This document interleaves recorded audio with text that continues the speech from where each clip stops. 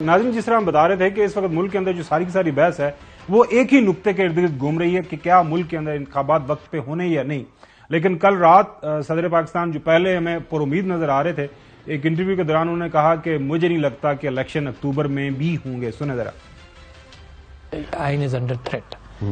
बल्कि जब इमरान खान साहब प्रोविंशियल असेंबली डिसॉल्व नहीं की थी उन्होंने, तब से मैंने इमरान खान साहब से भी कहा, पब्लिकली कहा, 4-5 महीने पहले की बात है, मैंने उनसे कहा कि यार मुझे तो ये लगने लगा है कि अक्टूबर के इलेक्शंस भी अंडर थ्रेट हैं।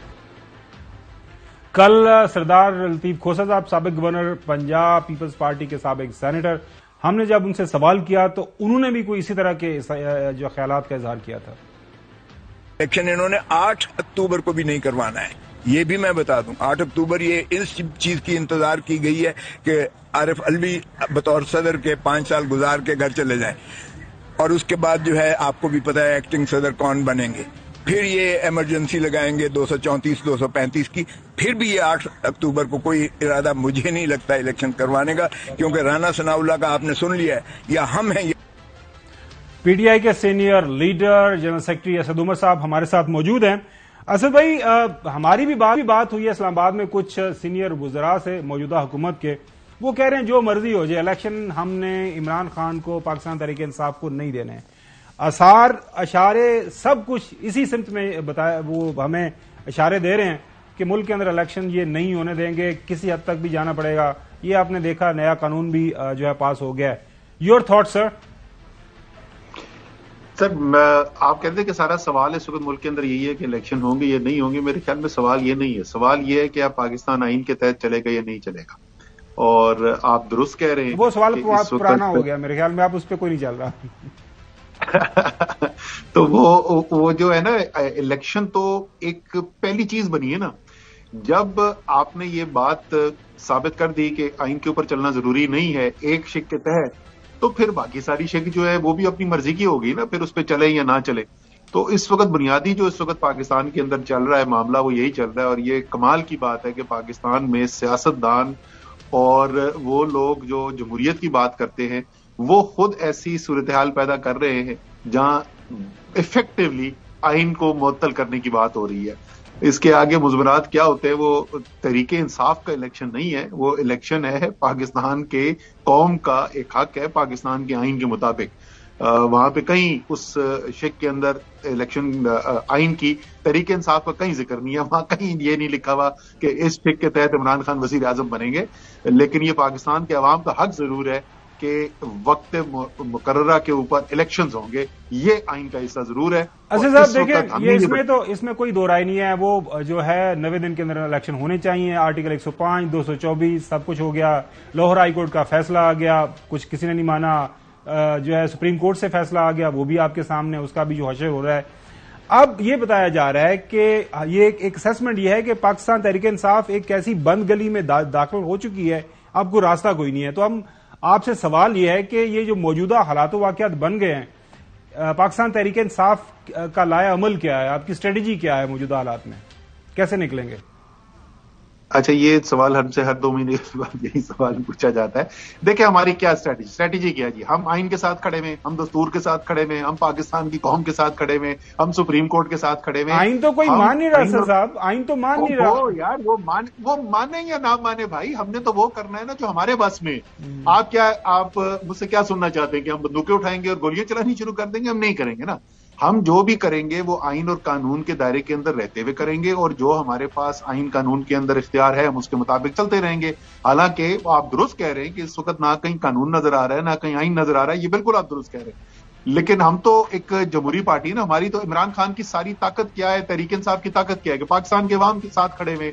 पाकिस्तान के अवाम अपनी ताकत का इजहार कैसे कर सकते हैं पाकिस्तान के आइन के तहत? वो इलेक्शन के जरिए, जमहूरियत के जरिए कर सकते हैं। तो हम तो जमहूरियत से हिल नहीं सकते ना, हम तो आइन से नहीं हिल सकते। जी चौधरी गुलाम हुसैन साहब। असद उमर साहब, आपने 1 साल, यानी 1 साल होने को है, 10-15 दिन रह गए हैं। जो जद्दोजहद की है सबके सामने है, जो अवाम आपके साथ निकले हैं वो भी सबके सामने। लेकिन आपके मुखालिफ ये कहते हैं कि आप लोग आइन और दस्तूर के मुताबिक कोई जद्दोजहद नहीं कर रहे, आप असम्बली से खुद निकल गए, असम्बलियां खुद तोड़ दी। आपकी को ये जो आपको हर 2 मिनट बाद सवाल पूछा जाता है ना کیونکہ آپ کی پٹاری سے ہر دفعہ کوئی ایسا گیند نکلا تھا جس کا ہم نے سوچا نہیں ہوتا. لیکن اب دو چیزوں کا لوگ آپ سے سوال کا جواب پوچھتے ہیں کہ آپ کا جو مین کام تھا کہ ملک میں انصاف کا دور دارا اور لوٹ مار اور کرپشن پر قابو پا رہا. تو جہاں تک تو آپ کی جدوجہد ہے اس کو تو سارے مانتے ہیں، لیکن لوگوں کو یہ یقین نہیں ہے کہ آپ اپنے اندر جو کرپٹ ہے، چور ڈاکو ہے، وہ جب آپ سے ان کا سوال کیا جاتا تو آئے بائے چائے کر کے چلے جاتے. اور آپ کے فیصلے کس طرح ہوتے ہیں لوگ اس پر بھی مطمئن نہیں ہیں. تو آپ سیکرٹری جنرل سے بڑا تو عہدہ کوئی نہیں، ایک چیئرمین ہے، اس کے بعد آپ ہیں. تو آپ ذرا لوگوں کو کچھ سیٹسفائی کریں گے؟ دیکھیں جی، یہ بالکل ہمارے جمہوری جماعت ہے، سوال اٹھائے جاتے ہیں، لیکن سوال یہ ہے کہ کیا تحریک انصاف میں عمران خان کی حکومت میں آپ نے کہیں پہ دیکھا کہ کوئی انصاف کا عمل یا قانون کا عمل ہو رہا ہو تحریک انصاف کے لوگوں کے خلاف اور اس میں راستے میں دیوار بنے ہوئے عمران خان؟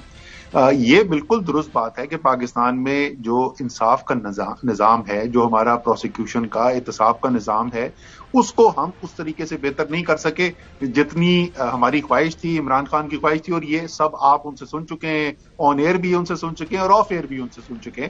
تو یہاں تک تو تنقید بنتی ہے، انسان کو جس چیز کے اندر مکمل طور پہ کامیابی نہ ہو وہ ماننا چاہیے. اور آگے یہ اگلی اگر حکومت آتی ہے تو اگر آپ مجھ سے پوچھیں تو کون سا ایریا جس کے اندر پٹی بن لیندے ہو جدوں تہاڈے لوکاں دی گل ہوندی. اچھا چوہدری صاحب، آج کل تے حالات واقعات بیچارے پی ٹی آئی والے کافی سخت آئے نے. اچھا دوسرا سوال پوچھ لینا. اچھا اسد صاحب یہ بتائیے گا کہ ایک گرینڈ ڈائلاگ کی بات ہو رہی ہے، لیکن بات شروع ہوتی ہے، اس کے بعد پھر ہم دیکھتے ہیں اگلے ہی موقع کے اوپر سخت قسم کے بیانات جو ہیں حکومت کی طرف آ جاتے ہیں. معافی مانگیں، پہلے اپنے سارے گناہوں کو ایکسیپٹ کریں، پھر ہم ان کے ساتھ بیٹھیں گے.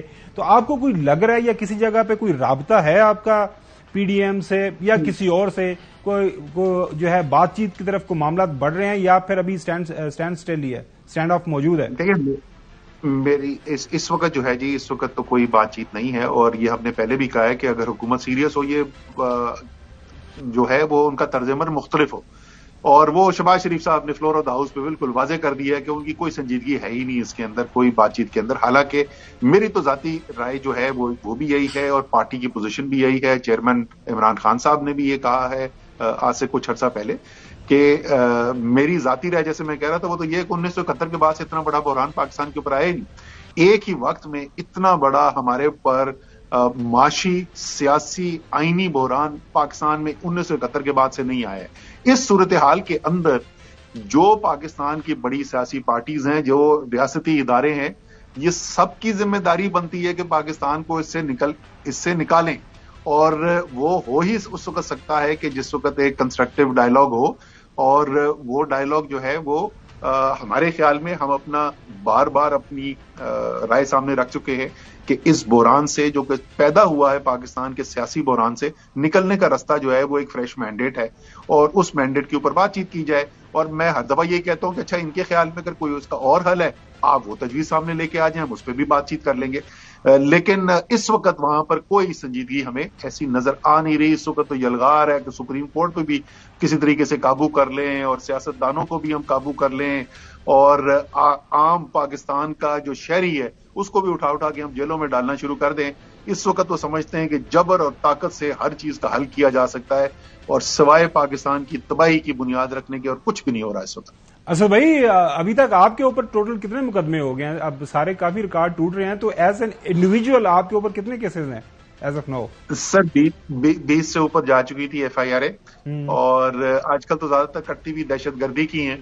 تو پچھلے میں 5 دن متواتر جو ہے وہ موٹر وے پہ ہی تھا. اسلام آباد دہشت گردی عدالت، لاہور دہشت گردی عدالت، اسلام آباد high court, Lahore high court.